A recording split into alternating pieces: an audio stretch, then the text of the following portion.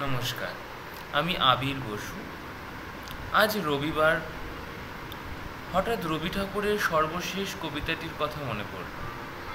31শে জুলাই রবি ঠাকুর তার জীবনের শেষ কবিতাটি লিখেছিলেন। অস্ত্রোপচারের পর তিনি যখন ঠাকুরবাড়ি ফিরে এলেন, তখন তার হঠাৎ এই কবিতাটির কথা মনে পড়েন এবং এই কবিতাটি তিনি মনে মনে আবৃত্তি করেন এবং এই কবিতাটি তখন লিখে রাখা হয়। তো সেই কবিতাটি তো জীবনের শেষ কবিতা, তারপরে তিনি আর কবিতা লেখেননি। সেই কবিতাটি ভাবলাম আজ আপনাদের একটু পড়ে শোনাই। দুঃখের আধার রাত্রি বারে বারে এসেছে আমার দ্বারে, একমাত্র অস্ত্র তার দেখেছিল কষ্টের বিকৃত জাল। ত্রাসের বিকট ভঙ্গি যত, অন্ধকারে ছলনার ভূমিকা তাহার। যতবার ভয়ের মুখোশ তার দেখেছি বিশ্বাস, ততবার হয়েছে অনর্থ পরাজয়।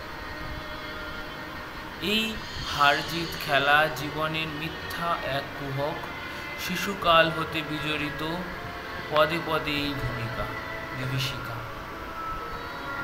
দুঃখের পরিহাসে ভরা, ভয়ের বিচিত্র চলচ্ছবি, মৃত্যুর নিপুণ শিল্প বিকীর্ণ আধারে।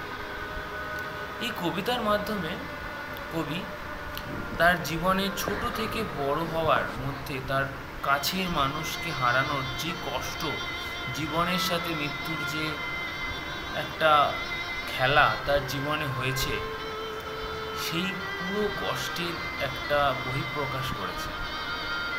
আজ এই কবিতাটি আপনাদের সামনে তুলে ধরলাম। ভালো লাগলে কমেন্ট করবেন। আমি কোনো আবৃত্তি করি না, তবু আজ আপনাদের জন্য চেষ্টা করলাম, ইচ্ছা করলো। রবিবার একটু বাঙালি মন রবীন্দ্রনাথ প্রেমী হয়ে ওঠে, সেই জন্য আশীর্বাদ করবেন। ভালো লাগলে আরেকটা শোনাবেন। নমস্কার।